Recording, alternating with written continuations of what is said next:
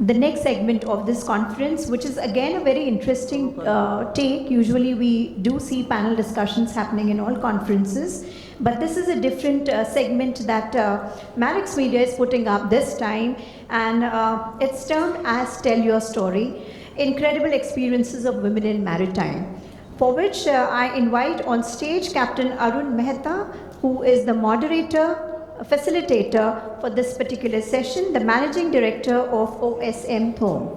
So may we have Captain Mehta on stage.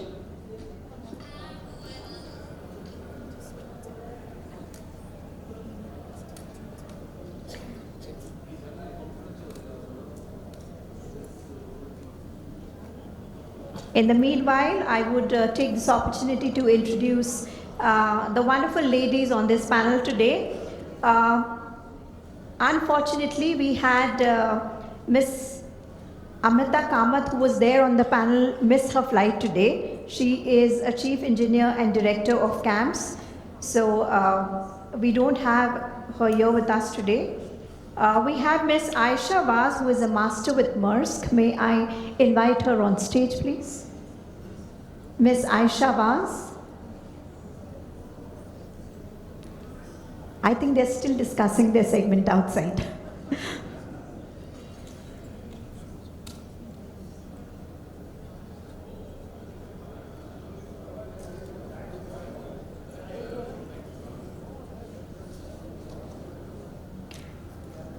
Captain Mehta, please be here on days with us. So, facilitator for this session, Managing Director OSM Thome, Ms. Aisha Vaz, Master at Maersk, Ms. Pradnya Ghebat, ETO at NY Lines, Ms. Ishita Chopra, Deck Cadet at OSM Thome,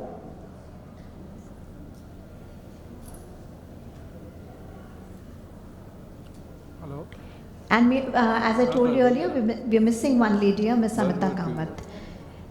We also have a video presentation by an officer by C-SPAN. So she's sailing currently. So she's made it to, she has had a video recording sent in to us, which we will play at the end of the session.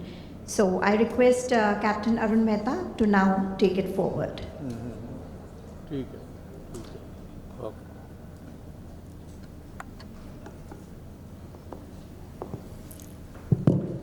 Thank you, Dr. Radhika, and thank you, Kamal sir. I think it's 3 years in a row, and I think this should continue. It's a brilliant initiative. And I think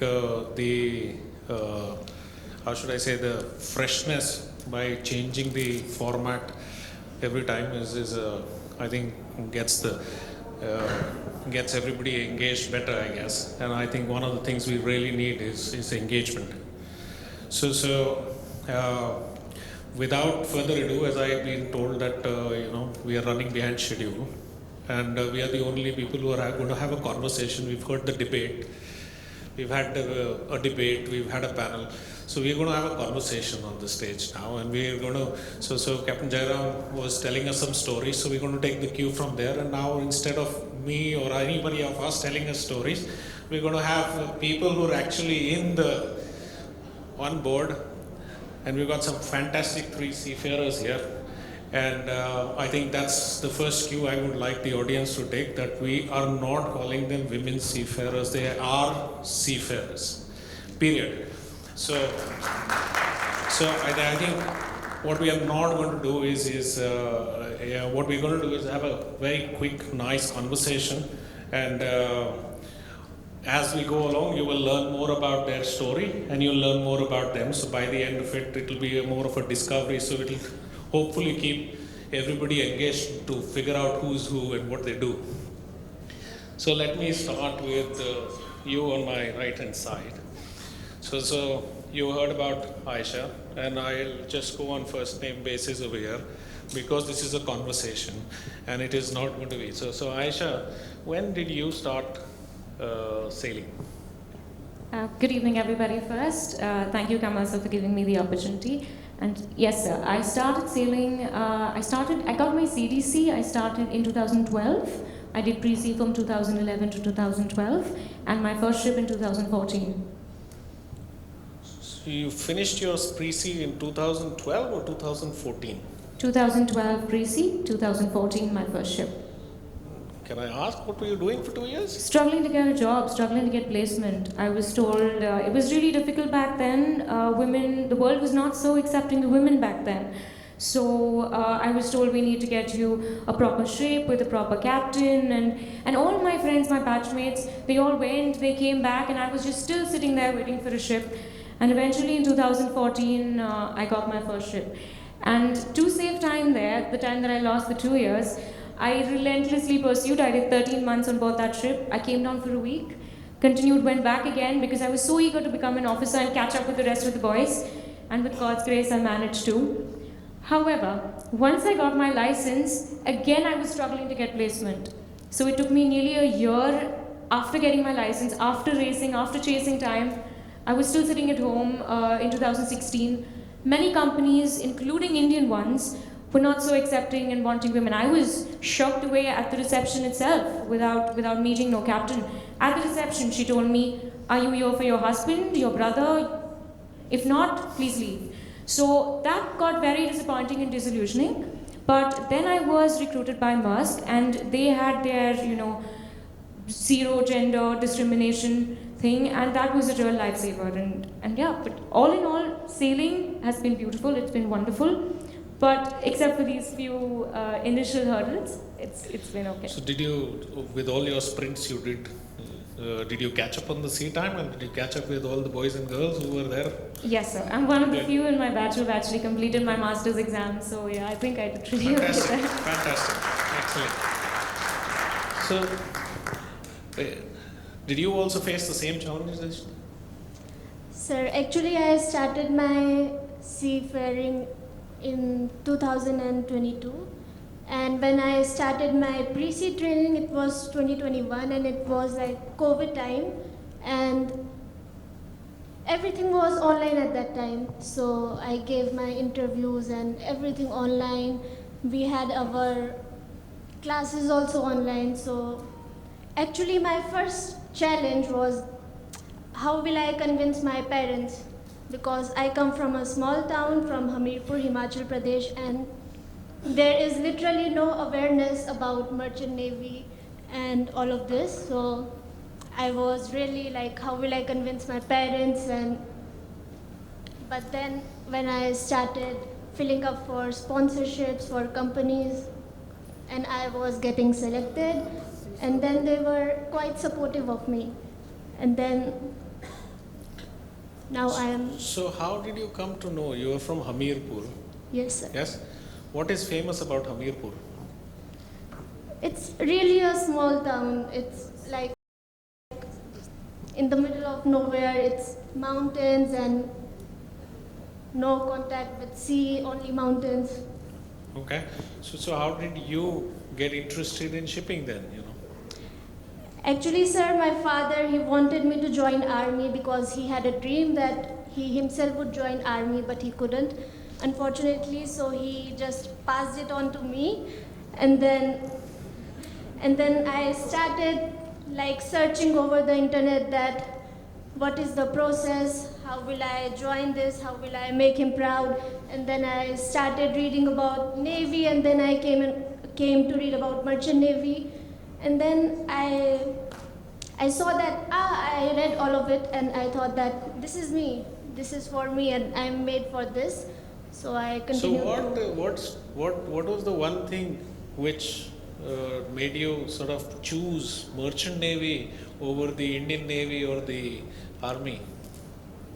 Sir, it was like at a small age, at a younger age, I would get independent, because at that time it was like a lot for me to think of that I would get independent in just 1 year, because I chose diploma in nautical science, and after 1 year I started sailing, and now I feel quite better that I can live up on my own and I can support my family Fantastic. Yes.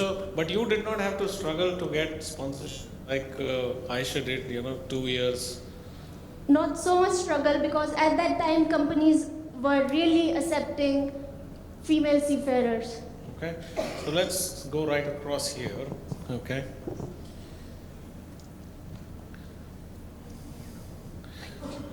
So Pradnya, Thank tell you. us about yourself then. How did you get into shipping? Yeah, first of all, thank you and good evening, everyone, and congratulations to Captain Chadda sir and Marix team. And coming back to your question, sir, my struggle has started from a non-mariner background of a family.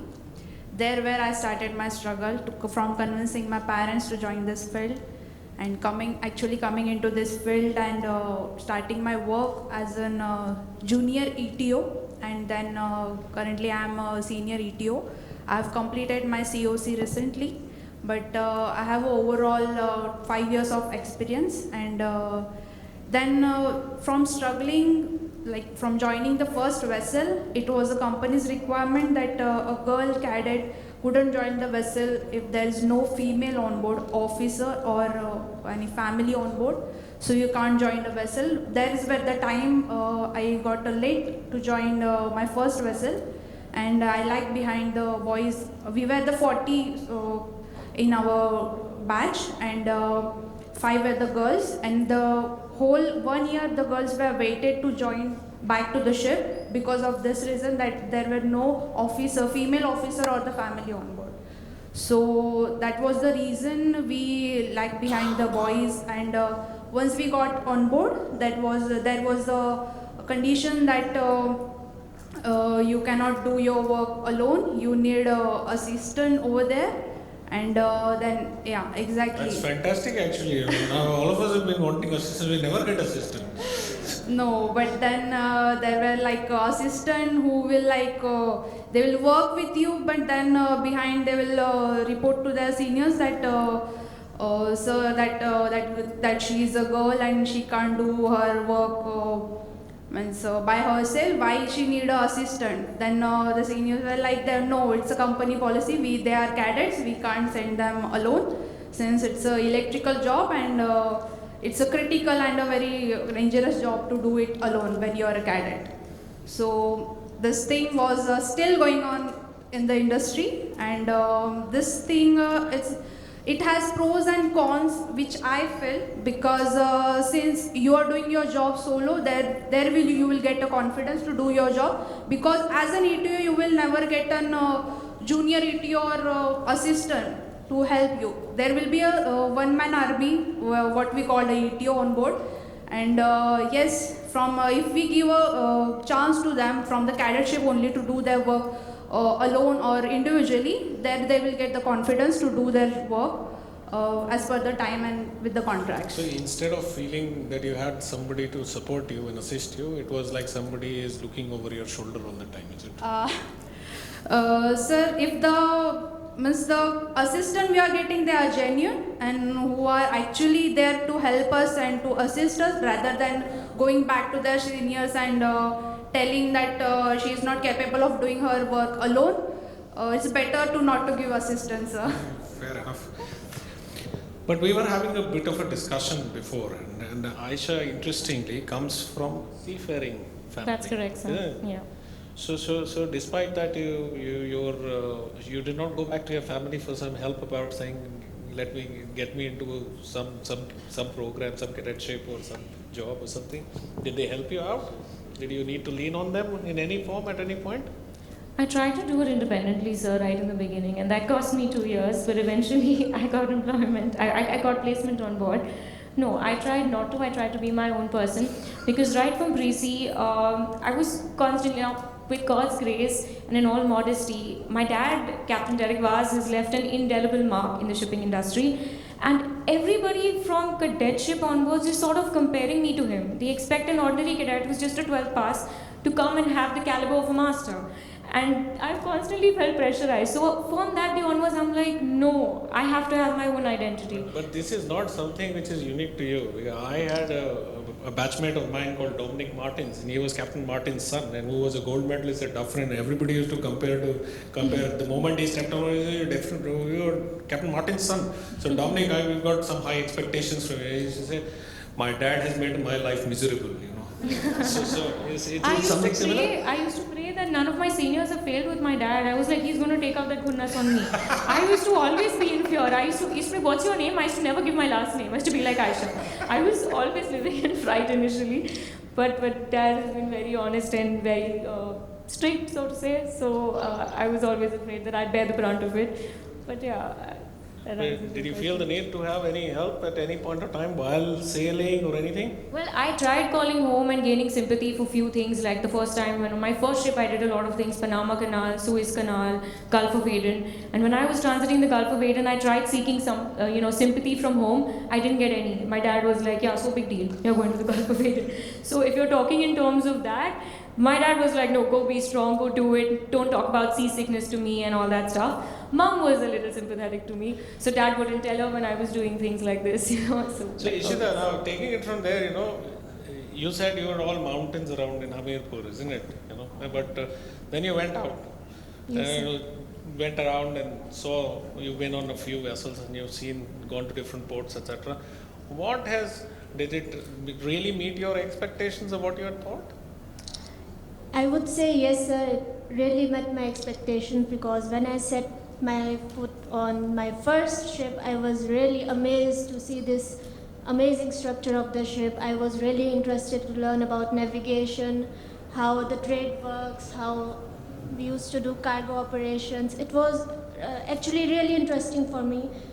And plus point was that I was a cadet and I had all the opportunity to explore all the ports. I would go out and it was really a good exposure for me. What kind of vessels have you been on? Sir, I've been sailing on product tankers. And it's been worldwide, or they've been sailing in a particular area? Sir, it's been worldwide. Worldwide. Yes, sir. And what kind of you're as a cadet, so what nationality of seafarers did you sail with, and who's been your chief mates? Any Indians or foreign nationals? I was the only Indian on both of my ships, the only Indian. And plus on my first ship, I was the only girl and only Indian. So that was really hard. So in addition to being a cadet, you were an ambassador for India in that sense. Okay.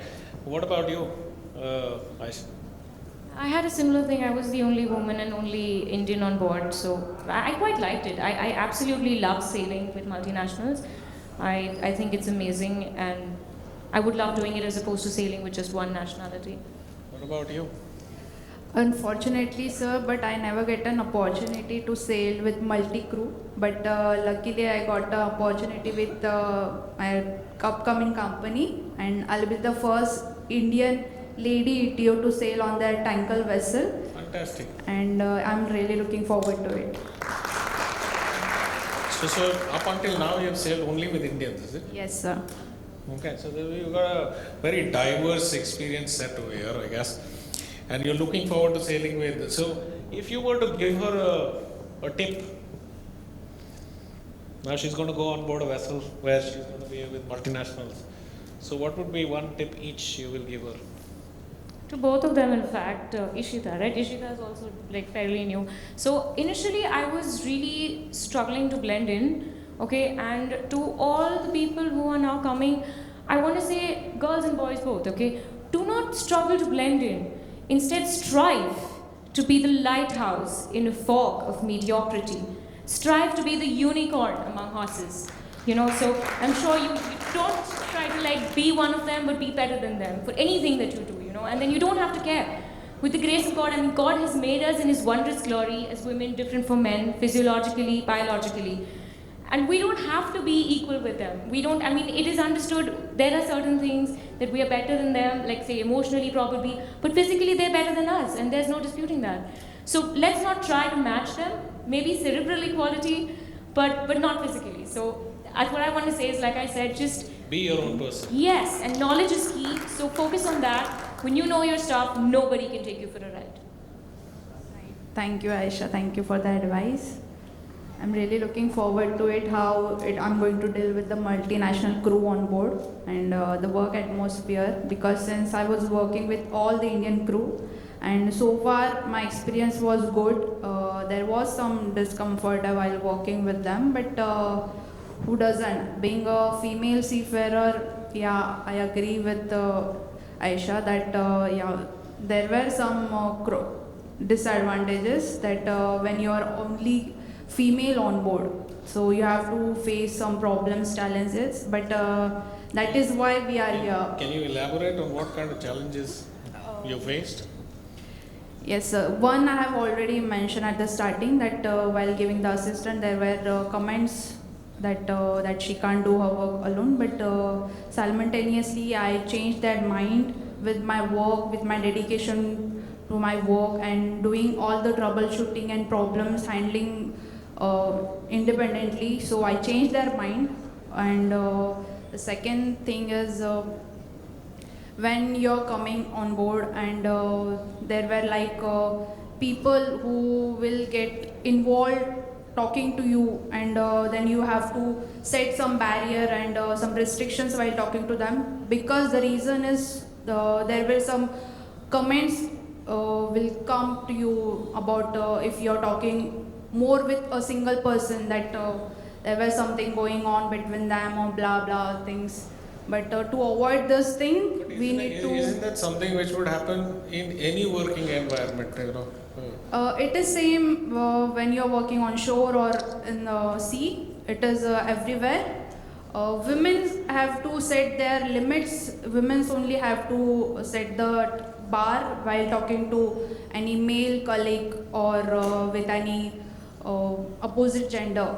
So this thing has come many times. I have heard from many of my colleagues that if you're talking to someone, be in your, this briefing has given in the offices to the male as well as female. This is a very good thing which is happening nowadays, that if you're going on board, you have to maintain this this condition for the male and female for the board. The briefing is going on.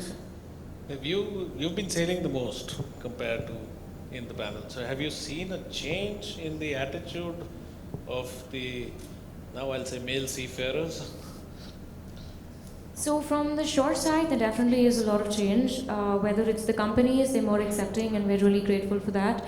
Whether it's on a statutory bodies, the governments, it's really nicer on that side. We definitely not lacking any resources as women on board. So that part is nice. But the only thing, sir, like I was telling you before that, the thing is, on the shore side, etc., it feels quite nice, the support that we're getting. But the mentality of the people on board probably has not advanced to that extent, because there are still people who'd pass rude comments like Pradnya was talking about and stuff like that. And I've seen either people are being too kind, whether there's chivalry or there's mockery. Yeah, you don't, and like we were discussing. So that is also good now, the government and all that, they've initiated these statutory bodies, these gender sensitization courses. I did a gender sensitization course, which was quite hilarious. The professor was like, why are you even sitting here? But it was compulsory, I needed to sail. So, yeah, so these initiatives are good. Probably the guys out there whom we're actually working with would be more accepting as the shore side is now. So you still feel that there are crude comments which come your way? See, so the crude comments are even faced by the women here on land. Okay, I don't presume to believe that I'm superior in that respect. But the thing is that when it happens to you on a ship, you feel a lot more cornered, because it's a very closed environment as opposed to when you're here on land. Like, just to give you an instance, I was on board a vessel and there was a British female supposed to join. And I was just discussing with one of my seniors. I was like, yeah, people, they tend to compare you professionally. And that part gets sort of annoying when there is more than one lady on board. And then he was my senior and we were standing on the bridge. And he's like, dude, I don't care who's smarter than whom. When y'all are walking on deck, I'm going to see whose backside is better. So that's literally what he told me, So such comments can sort of like how do they really view you? Do they view you as an equal? Objectify you? Yeah, or are they objectifying you? That being said, I've sailed with some wondrous people as well. And I absolutely love this profession because I absolutely love navigation and cargo work even more.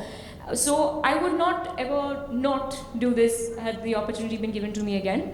So there's about the good and the bad. Like I said, I've met some really lovely people on my first trip, Captain Vijay and Captain Ashutosh Manoli and stuff like that, just to name a few. So I've met countless people who've been really good mentors, etc.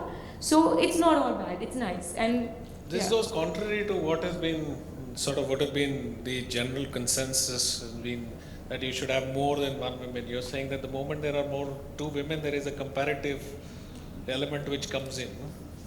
See, I have always sailed with only one other woman, and mostly I've been the only girl on board, like over the span of the last 10 years. But I do hear that there are ships that are all women manned, so I've never been part of something like that. But the ships that I've sailed, I have definitely seen people, irrespective of the rank difference. One might be a second mate, one might be a cadet, and there'll still be somebody talking about professionally how they're different and comparing them. And that can sometimes create an unnecessary rivalry between the two when people are talking. What about you, Ishita? Have you sailed with as the only female cadet on board, or there have been other? Sir, on my second ship, there was quite a big change I saw. Actually, on my first ship, I was the only one female, but on my second ship, I had 3 other females with me, and that was really nice because when you have other women as your inspiration, you work really better. You see your strength in them, and it's really better to have other women on board, I would When say. you were alone, did you also feel the same what she was saying, that it felt isolated if somebody passes a crude comment or crude joke or something? At some points, yes, I felt isolated And then what did you do? How did you deal with it? because as I was the only girl there, the male crew did not expect much from me. They were like, what will she do on deck? And she cannot lift this thing, she cannot do this. They were like really discriminative, but You didn't like that at all, I but guess. I tried to challenge them, and I really fought with my chief mate that why is he not sending me on deck, and then I went to deck, and then yeah. How did you deal with this sort of sense of isolation? Initially, on my very first trip, I had gone for shore leave. I think the captain had been so kind to take me for shore leave in Spain, and we'd gone out for about 2 hours or something. And then when we came back, I heard the chief cook and the third mate saying, "She's sleeping with the captain." Okay, that's the first time. And he was in his 60s, and I was 18, 19, and I used to look at him as a father figure. So when I heard this the first time, it really mentally wrecked me, and I sort of isolated myself completely. I wouldn't talk to no one. I was just doing my work and going to bed, just was work, eat, pray, sleep, it was that sort of a thing. But then I came to realize that people, if they want to talk, they'll talk, and there's not much you can do to stop them. But me not interacting, learning more, and it's affecting my mental health as well. So that is when I realized on that trip itself, not long, just 2-3 months into my first tenure. But now that you're connected, ships are connected, there's a net on board, there's connectivity on board. Did you get a chance to reach out to somebody ashore, to help support? Because yes, maybe you were the only person, but in a connected world, in any environment, you may be the only person at that point of time over there in that local environment, but there is still an ecosystem you can reach out to. Yes, there is a lot of help available ashore. There are psychologists you can speak to apart from, everybody, right? The DP, everybody is very accessible nowadays. But that being said, this I'm talking about is 10 years ago on my very first trip.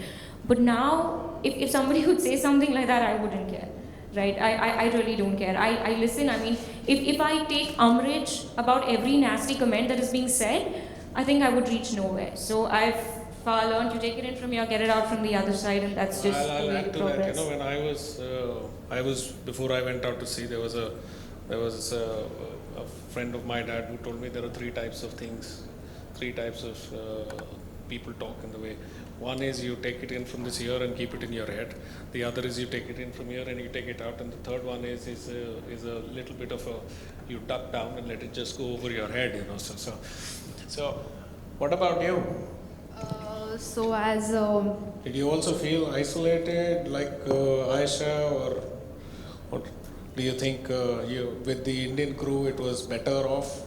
Yes, there were some wonderful seniors I got during my 10 years. They were supportive, they are encouraging me during my hard times.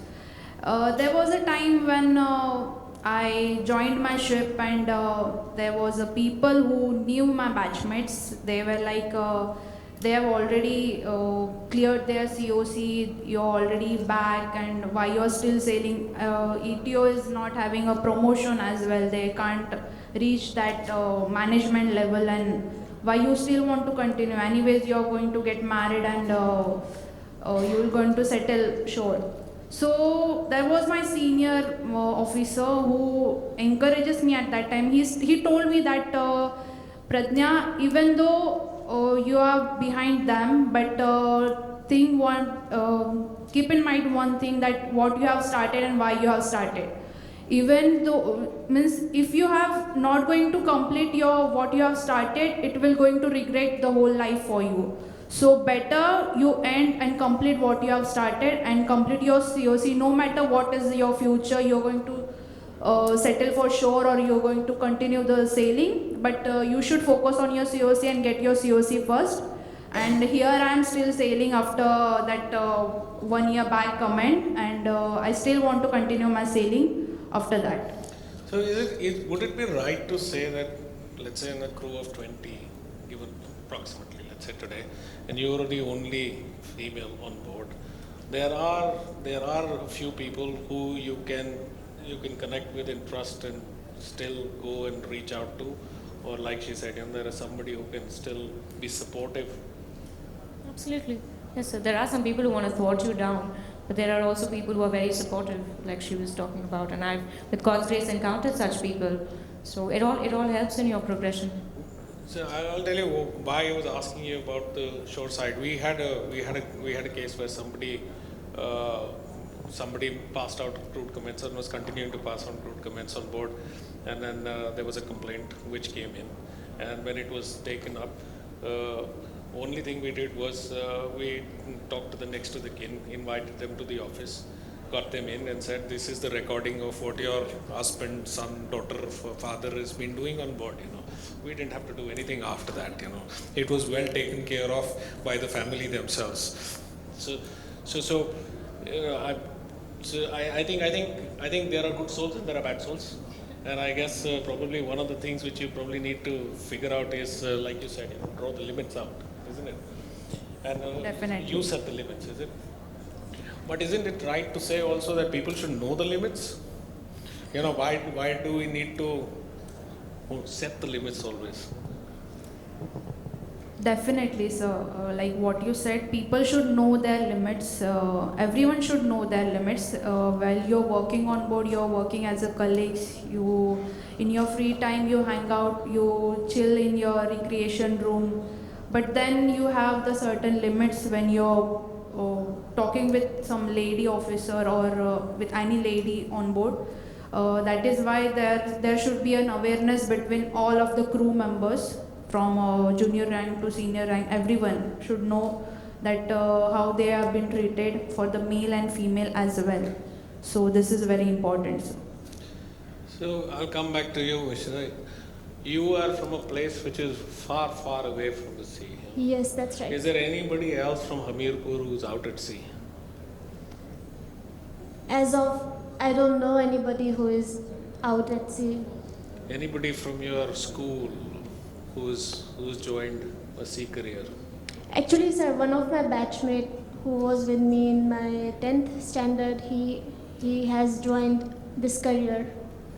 Okay. So he's studying in IMU Chennai and he's pursuing BSc in Nautical Science. So now if you were to go back and we give you a chance, you've already been an ambassador, like you said. Yes, sir. What do you think, if somebody comes up to you, what do you think you will tell them?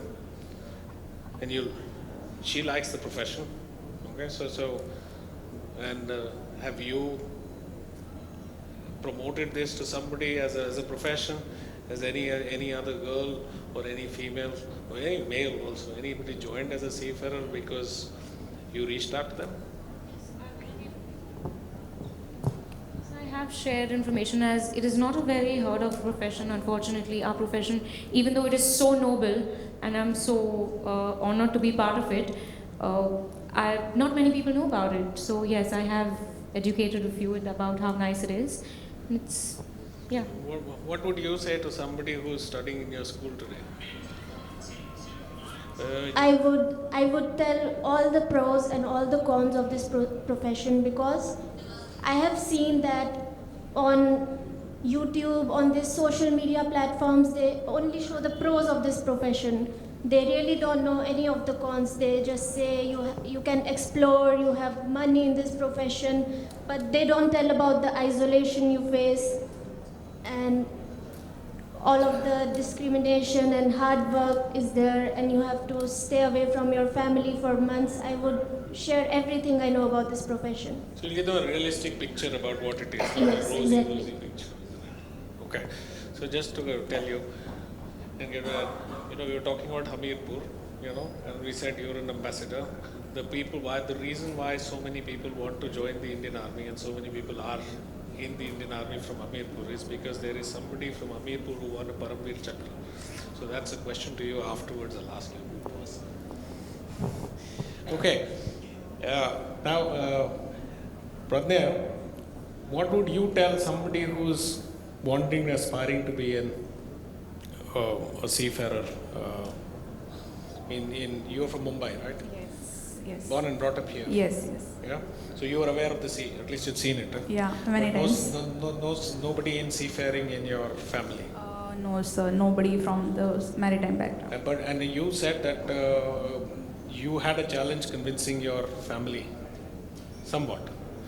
You didn't have a challenge convincing your family. You had a challenge convincing your Yes, family. sir. Yeah. And we had one more lady who was supposed to join us. And she started in 2004. Stopped as a chief engineer, and she had a challenge both in convincing her family, and unfortunately she can't be here today, but she had a challenge in convincing her family first, and then after that she had a challenge that at one point of time it was expected, and she moved on to, and she said that I wanted to start a family, and then she wanted to take a break from seafaring. And I don't know what is the take you have, because that is going to bring a break at some point in time when if somebody wants to get married. I mean, it's very normal. The younger folk probably want to get married later, and very many don't want to get married. So, but that's a personal thing. But do you think that is a challenge for the younger generation? Because she started in 2004, and she stopped before you started sailing. So there is a sort of a generation gap there. Do Yes, you feel that is going to still be a challenge for you? As of now, I have just started my career, and for now, I'm just ambitious enough to reach till Master Mariner. I really want to be a captain in this profession, and hopefully, I do not take a break. I'm sure you will reach the goal. Okay, Pradnya, sorry, to come back to you, what would you tell somebody? Sir, I want to share something with you all that I have been called after my training and after sea training to my junior college to brief the students over there, candidates over there. I have given all the highlights of my sea life from start to end, how I've started, how I've convinced my family, how they have supported me, how I get into on board, how I do my work. So I have briefed them in and out about this industry. So after the session, there were 5 to 6 girls came to me and asked about this industry, and they were really interested in joining this industry. So I'm still in touch with those girls, and 3 of them have already joined the maritime industry, and they have been doing really well. They are placed in a good company as well. So I've been sitting there and I've been listening all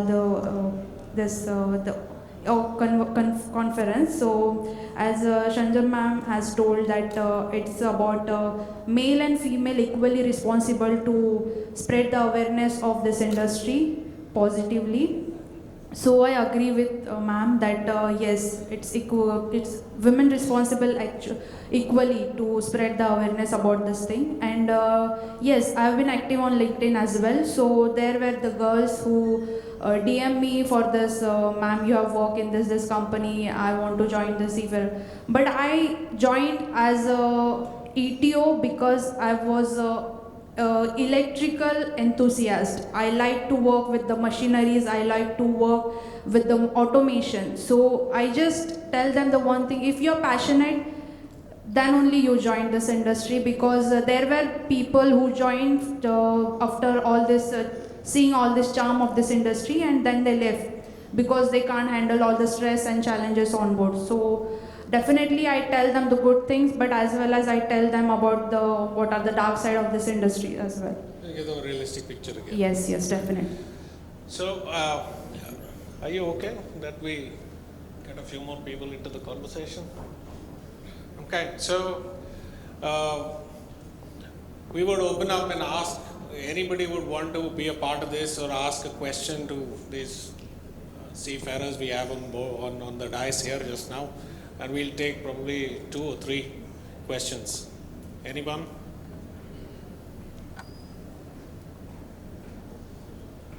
I think either we did a fantastic job or we did a lousy job of the work. No, but I think what we will do is, can we please play the video before we sum it up? Thank you. So requesting the backend team to please play the video sent by a woman officer. She's sailing right now with C-SPAN. A very good day to one and all. Can you please I would increase like to the start volume? off by thanking the organizers of this event, the Maritime Women Empowerment Awards, for giving me the opportunity and the privilege to speak before you all today. My name is Meghna Menon, and I'm currently sailing as a junior 4th engineer with C-SPAN Ship Management. From my experience so far, I can definitely say that the maritime industry is quite an exciting field, and although I just started my career as a seafarer, it has been everything that I expected it to be and more. Growing up, both my parents being engineers themselves, I would often see them open things up at home to fix them, and I was their assistant. This invoked a sense of curiosity in me to understand the small details of how the things around me worked, and fast forward to today to understand how the intricate machineries and the complex systems work in unison to run these massive state-of-the-art ships propelled by these beast engines. I absolutely love my job, and I love getting my hands dirty. Despite having a busy schedule and hectic work routines, there's just something about the carefree blue ocean and the endless warm horizon that offers you a sense of peace, which is quite addictive.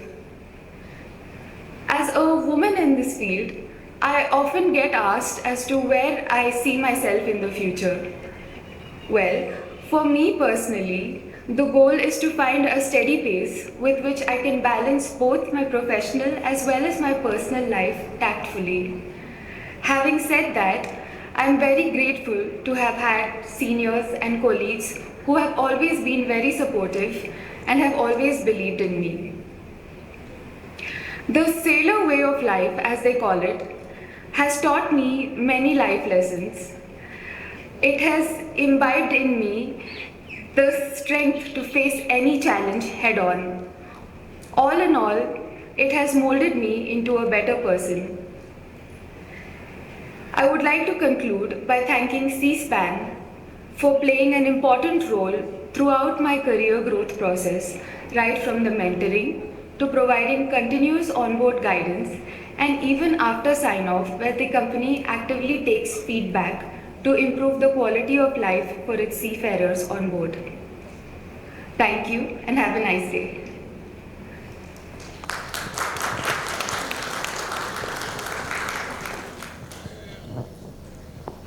Before we conclude, like I said earlier about how noble this profession is, and it's very not known as much, I want to point out back when in 2020, in the thick of the COVID, it was us seafarers that were working, and it is then that the world understood, because 80-90% of the trade worldwide is by sea, and people don't even know about this. So I'm really grateful to be part of this profession, and I do genuinely believe it is very noble. So, yeah.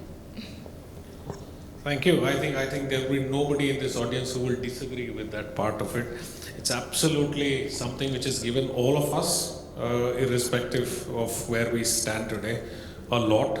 And this is, like I always say, no matter what I have done and what I'm doing, I'll always be a seafarer at heart. That doesn't leave you once you've been out at sea. And I think just to and you can disagree with that, but I think just to sum it up, the way I understand from this conversation and from the background from this lady who has not been able to join us today, unfortunately, is that we see a transition and a positive transition trend, which is from, if we take the journey from 2000, early 2000s to what now in 2020 when you joined. Are the challenges there? There are still challenges, there are still wrinkles to smoothen out. That's not going to change, but I think it is normalizing quite rapidly to be very similar to something ashore, steadily. And I think that is something which can be an advantage. And I would encourage all of you, if you feel that this profession is really a good one and it is really helped you in some way or the other to promote this, because like we said right in the beginning, one of the things which lacks is we are very poor marketers of a fantastic profession and a fantastic industry we are a part of. I see the heads nodding, so I don't think we disagree with that. And on that note, I think we'll bring our conversation to an end. I think we are 1 minute over time. A minute of overtime, yeah. Thank you. Thank you very much.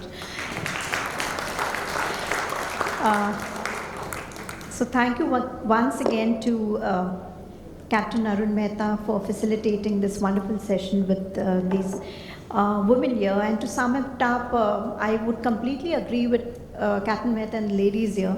And maybe, many of you would resonate with that thought that passion, hard work, dedication, and resilience.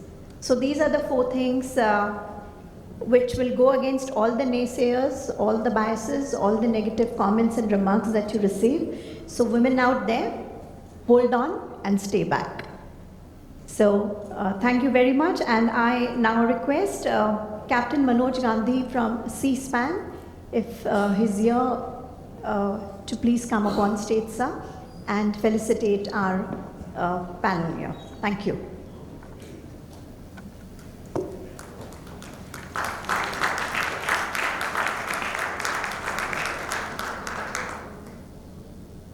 So in order, we have Captain Arun Mehta,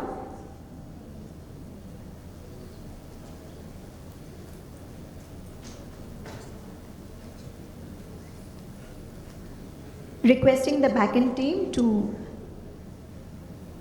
please come ahead.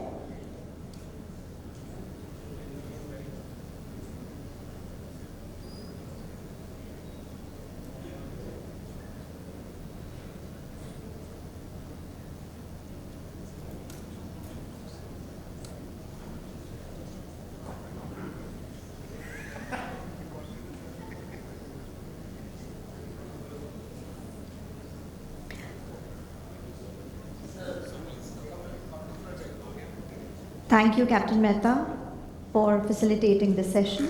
Thank you very much.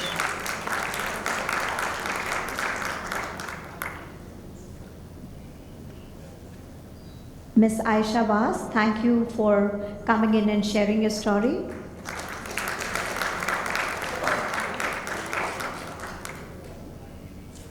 Ms. Pradnya Ghevat, ETO from NY Lines, thank you for coming in.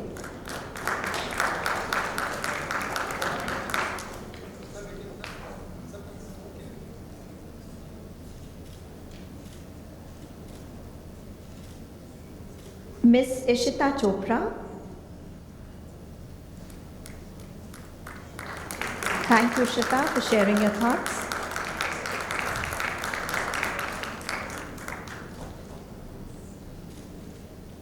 I would request everyone to please come ahead for a group photo.